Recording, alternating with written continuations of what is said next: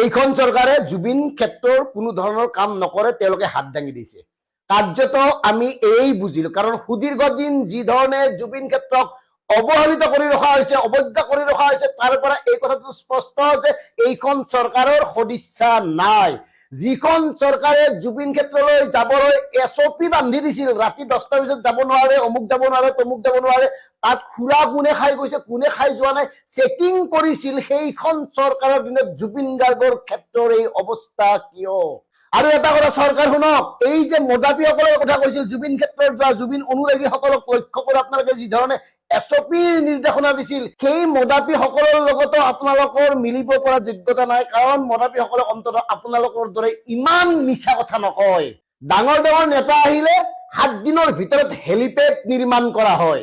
কৃষি পথাৰ মসৃণ কৰি হেলিপেড নিৰ্মাণ কৰা চৰকাৰে 6 মাহ হল কিয় জুবিন ক্ষেত্ৰখন নিৰ্মাণ কৰিব পৰা নাই?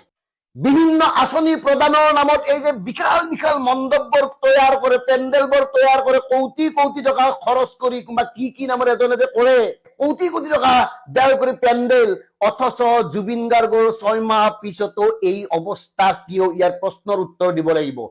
9 তাৰিখ ইলেকশ্যন ঘোষণা হল, ভোট দিব যাব লাগিব, গতিকে আপোনালোকে হয়তো জুবিন গাৰ্গৰ কথাবোৰ পাহৰি যাব, জুবিন গাৰ্গৰ কথা কোনেও নাপাতিব, আৰু এনেকুৱা এটা পৰিৱেশ পৰিস্থিতি সৃষ্টি কৰা হ'ব যাতে কোনেও আৰু জুবিন গাৰ্গৰ কথাবোৰ উলিয়াব নোৱাৰে।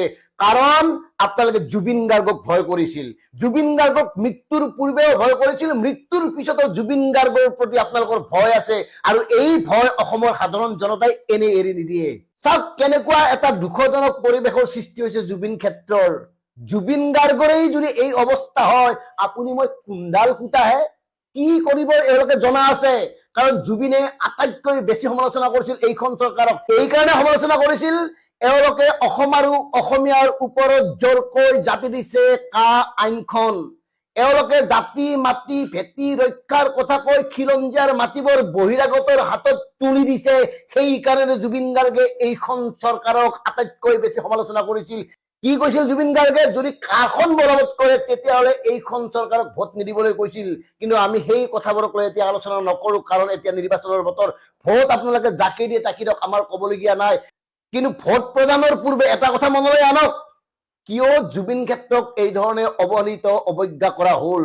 কিয় আজি ইমান দিনৰ পিছতো জুবিন হত্যাকাৰী কোন আমি গম নাপালো? কিয় ইমান দিনৰ পিছতো জুবিন গাৰ্গৰ ছিংগাপুৰৰ ইয়াতত থকা লোকসকলক আজিলৈকে গ্ৰেপ্তাৰ কৰা নহল? কিয় জুবিন গাৰ্গক কোনে পৰিকল্পনা কৰিছিল? এই পৰিকল্পনা কৰা লোকসকল কোন আছিল? এই কথাবোৰ অসম আৰু অসমবাসীয়ে নাজানিলে এই প্ৰশ্নবোৰ উত্থাপন কৰক, এই প্ৰশ্নবোৰ ক'ব লাগিব। ইয়াৰ উত্তৰ লাগিব নিৰ্বাচনৰ আগত লাগিব, কাৰণ এওঁলোকে নিৰ্বাচন কৰি এটা বেলেগ ধৰণৰ পৰিৱেশ সৃষ্টি কৰিব। এতিয়া মন কৰিব টিভি চিভি, এই যে সংবাদ মাধ্যমে নিৰ্বাচনক লৈ ব্যস্ত থাকিব, নেতাৰ পিছে পিছে দৌৰি থাকিব, নেতাৰ সভা সমিতি কভাৰ কৰাৰ নামত ইফালৰ পৰা সিফালে দৌৰি থাকিব, বিগ ব্ৰেকিং এক্সক্লুচিভ আদি কৰি বিভিন্ন ধৰণৰ ৱাটাৰ মাৰ্ক লগাই তেওঁলোকে নিউজ বজাব। কিন্তু জুবিন গাৰ্গৰ কথাবোৰ আমি এনেকে পাহৰি নাযাওঁ। সেইকাৰণে জুবিন অনুৰাগী, এই যে জুবিন ক্ষেত্ৰৰ আজি যি অৱস্থা, তাৰ কাৰণে দায়ী এইখন চৰকাৰ, এই কথাটো আমি মনত ৰাখিব লাগিব। জুবিন গাৰ্গে গছ কটাৰ বিৰুদ্ধে মাত মাতিছিল, জুবিন গাৰ্গে এইখন চৰকাৰৰ অপশাসনৰ বিৰুদ্ধে মাত মাতিছিল, আৰু জুবিনক আৱৰি থকা তথাকথিত কিছুমান লোকে, শিল্পীয়ে, তথাকথিত আপোনাৰ আৰ্টিষ্টে হওক বা অভিনেতাই হওক, তেওঁলোকৰ আজি ভূমিকা কি? তেওঁলোকে কিয় পলাই ফুৰিছে? তেওঁলোকে কিয় আজি সদম্বে ক'ব পৰা নাই যে জুবিন গাৰ্গৰ ন্যায় আমাক লাগিব? কিয় ক'ব পৰা নাই? কিয় মনে মনে আছে তেওঁলোক? কাৰণ এইখন চৰকাৰে বিচাৰে এইখন চৰকাৰৰ বিৰুদ্ধে যাতে কোনেও মাত এষাৰ মাতিব নোৱাৰে। গতিকে শেষত আমাৰ এটাই বিনম্ৰ নিবেদন, গৰিমা শইকীয়া গাৰ্গ, আপুনি নেতৃত্ব লওক, আপুনি জুবিন গাৰ্গৰ ভূমিকাত অৱতীৰ্ণ হওক।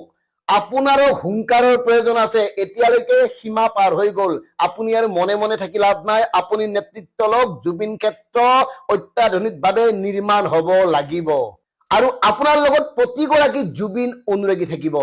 মাত্ৰ আপুনি এবাৰ কওক চৰকাৰৰ সহায়ৰ প্ৰয়োজন নাই, এবাৰ কওক চৰকাৰে জুবিন ক্ষেত্ৰ নিৰ্মাণ কৰিব নালাগে, এবাৰ কওক জুবিন অনুৰাগীৰ লগ লাগি আপোনাৰ নেতৃত্বত নিৰ্মাণ কৰিব জুবিন ক্ষেত্ৰ, দেখা যাওক তাৰ পিছত। গতিকে শেষত দিকে বিভক্তৰ স্পষ্ট কথা, জুবিন গাৰ্গক এই পৰিৱেশত আমি চাব নোৱাৰো।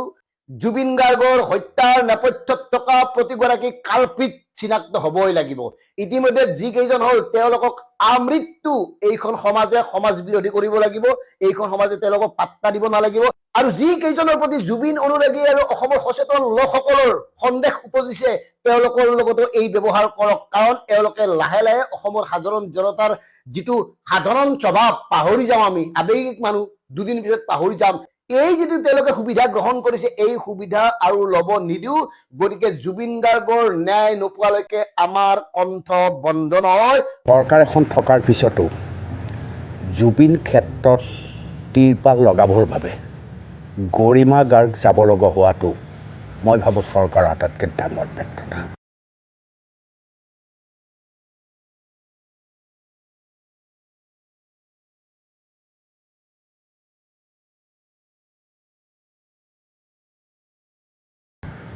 এনে এটা দিন আমি কোনো আশা কৰা নাছিলোঁ বৰ কষ্টকৰ এটা পৰিৱেশ ছবি এখন আমাৰ সন্মুখত ভাঙি আহিল এনেকুৱাতো কিছু সমস্যা আছে জুবিন ক্ষেত্ৰত যাৰ কাৰণে গৰিমা গাৰ্গে জুবিনৰ কাষলৈ দৌৰি গৈছে জুবিনে কষ্ট পাব বুলি আৰু এই দৃশ্যই আজি সমগ্ৰ অসমৰ মানুহৰ চকু মেল খুৱাই দিছে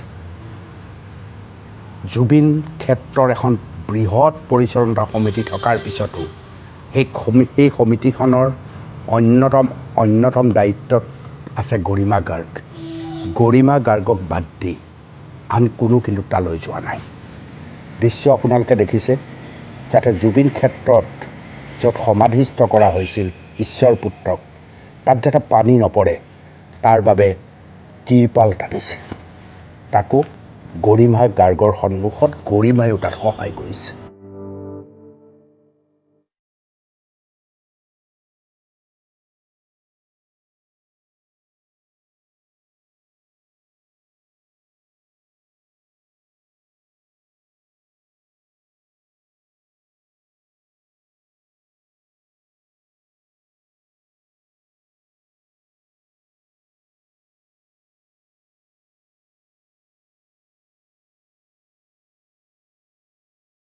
কাষৰীয়া আৰু কিছু মানুহ আছে সম্ভৱতঃ ফেন ক্লাবৰ মানুহ আছে ভাবিব নোৱাৰি যে জুবিন গাৰ্গ যাৰ বুকুৱে বুকুৱে শিপাই আছে সেই মানুহজনৰ লগতো এনে কথা হ'ব পাৰে আচৰিত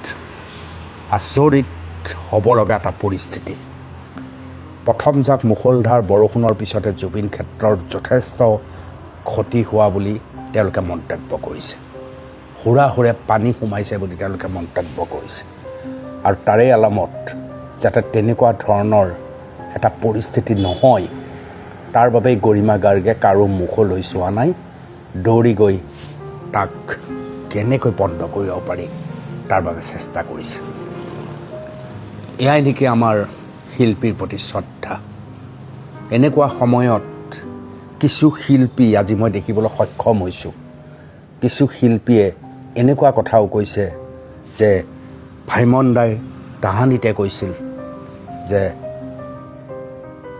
অনুষ্ঠান হ'লে চলি থাকিব লাগিব আৰু ভাইমন দাৰ যিদিনা মৃত্যু হৈছিল সেইদিনা জুবিন গাৰ্গে যি ছবিৰ কাম কৰি আছিল সেই ছবিৰ কাম স্তব্ধ কৰা নাছিল কোনোবাই ভাইমন দাক মৃতদেহত শেষ শ্ৰদ্ধা জনোৱাৰ পৰা অহা মানুহকো কাৰণ ভাইমন দাই বিচাৰিছিল কথাষাৰ এনেকৈ আওপাকে কৈছিল যেন জুবিন গাৰ্গ এজন সাংঘাতিক স্বাৰ্থপৰ মানুহে বৰ দুখ লাগিছে তেনেকুৱা ধৰণৰ লেখা দেখি কি হৈছে মানুহবোৰৰ জুবিন গাৰ্গ আৰু ভাইমন দাৰ সম্পৰ্ক আমি সকলোৱে জানো আটাইতকৈ বেছি গুৰুত্ব ভাইমন দাই কাক দিছিল জুবিনক দিছিল গতিকে সেই সময়ৰ সেই ছবিখনৰ আধৰুৱা কাম নকৰিবৰ বাবে ভাইমন দাৰ ভিতৰৰ মানুহতে বিচাৰিছিল যাৰ কাৰণে জুবিন গাৰ্গে সেই কাম কৰি আহিছিল কিন্তু তাক লৈ য'ত আজি ভাইমন দা নাই য'ত আজি আমাৰ মৰমৰ জুবিন নাই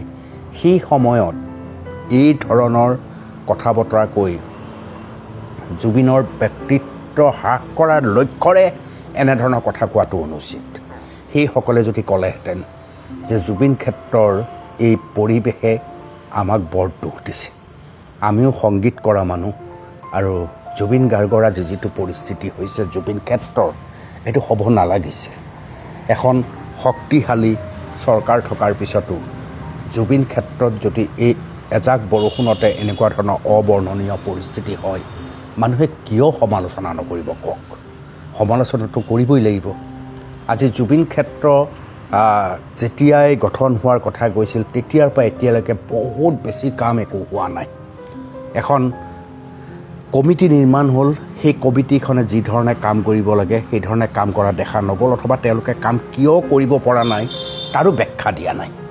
অন্ততঃ ব্যাখ্যাটো দিয়া প্ৰয়োজন হৈ পৰিছে। লাহে লাহে জোলঙাৰ মেকুৰী ওলাইছে। এতিয়া দেখিছোঁ ন্যায়ালয়তো দৌৰিব গৰিমা আৰু পামী, জুবিন ক্ষেত্ৰতো দৌৰিব লাগিব গৰিমা আৰু পামী। চাৰিওফালে কেৱল ভনীয়েক আৰু পত্নীয়ে দৌৰি ফুৰিব লাগিব। কাৰণ নিঃশব্দে শুই থকা জুবিন গাৰ্গে যাতে কোনো কষ্ট নাপায় তাৰ কাৰণে সকলো সময়তেতো সজাগ থাকিবই লাগিব পৰিয়ালৰ মানুহ। কিন্তু আপুনি ময়োতো পৰিয়ালৰ মানুহ, আমিওতো জুবিন গাৰ্গৰ কাষৰ মানুহ।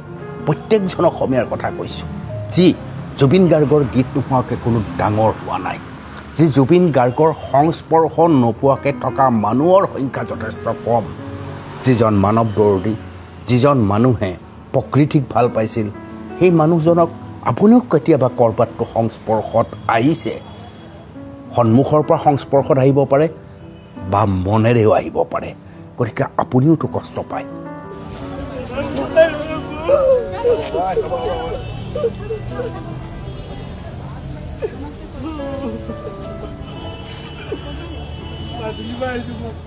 বহুত কষ্ট পাইছোঁ, কিন্তু দেই যিহেতু আমাক লাগে, মোৰ একো নালাগে। দাদা আপুনি মোৰ বহুত কথা আছে। মই বন্ধন গোটৰ পৰা ধাৰ লৈ আহিছোঁ দাদাক, আপুনি বিশ্বাস কৰক। মোৰ ন্যায়টো লাগে দেই, বহুত দুখ পাইছোঁ কিন্তু জীৱনত। আৰু মই একো নালাগে, আৰু দাদা ন্যায়টো পালে হ'ল। মই লাগিলে মই ইয়াতে ডিঙি কাটি মৰি যাম, কিন্তু বহুত দুখ পাইছোঁ। মোৰ জীৱনটো ইমান দুখ পাইছোঁ ন, আপুনি শান্তিয়ে থাকক দে, মোৰ আৰু একো নালাগে।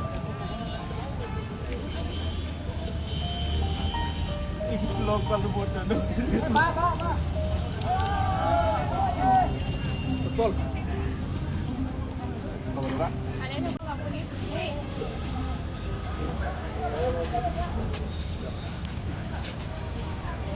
বৰ কষ্টকৰ কথা, বৰ কষ্টকৰ বিষয় এইটো যে আজি গৰিমাই জুবিন ক্ষেত্ৰত গৈ তিৰপাল দাঙিবলগীয়া পৰিস্থিতি হৈছে, য'ত জুবিন গাৰ্গ আমাৰ কাৰণে এক বৃহৎ স্বাভিমান, অহংকাৰ।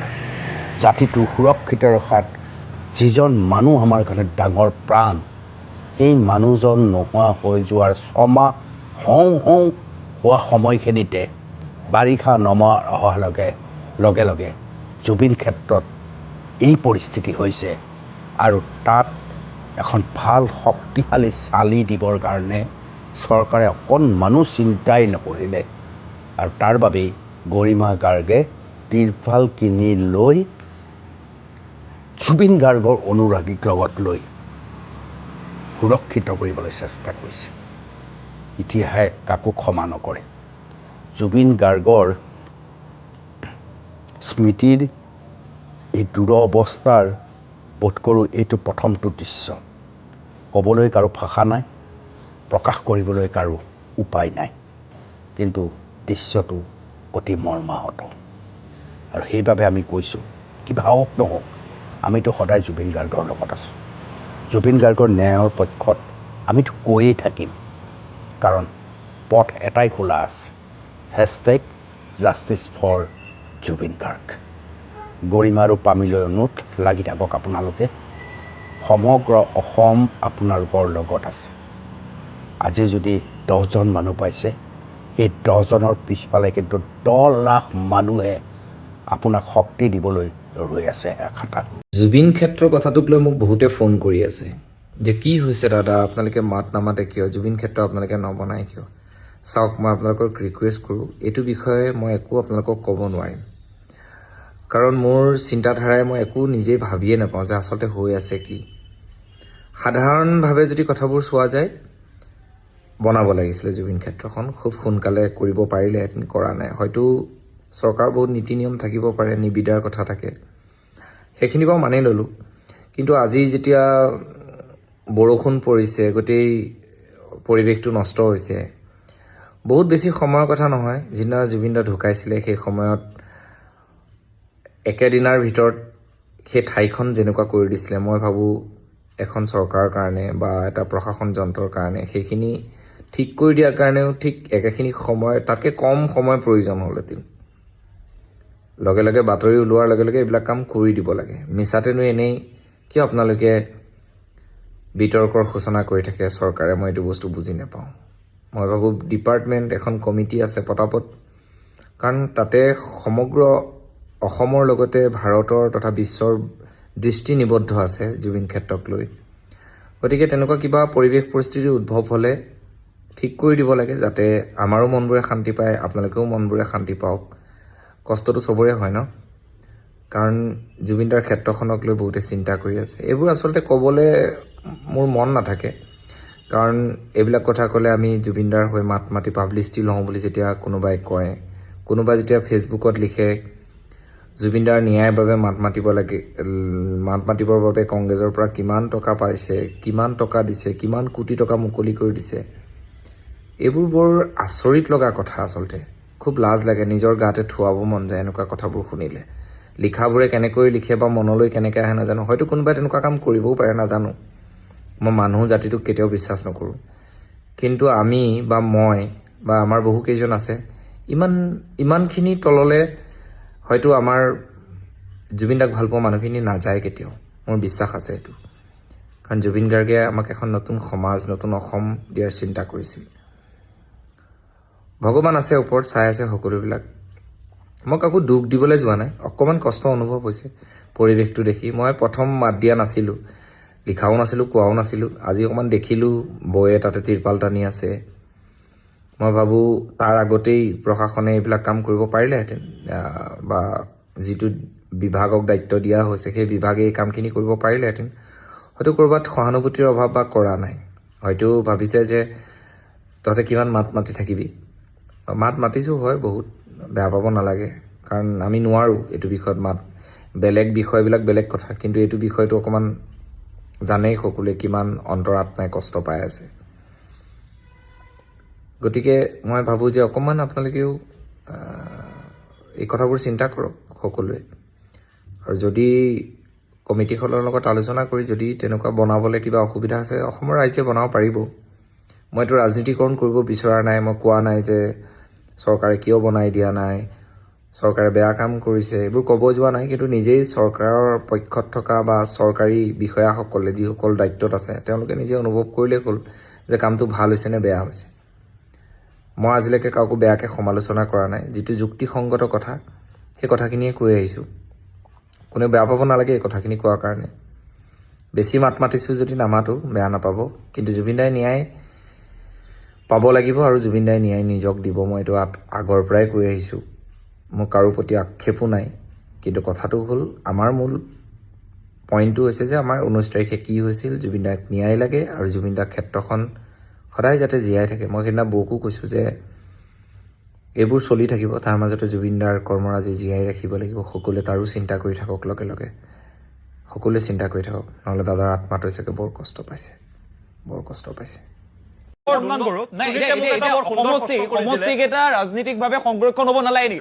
যদি নোৱাৰি, ইমান কমপ্লিকেটেড কথাটো 2015 চনত যেতিয়া প্ৰথমবাৰ অসমত নৰেন্দ্ৰ মোদী ডাঙৰীয়া আহিছিল, কোকৰাঝাৰৰ প্ৰথম সভাৰ দিনা অসমৰ বাতৰি কাকতৰ পৃষ্ঠাত কি ওলাইছিল? আমি ST ষ্টেটাছ দিম।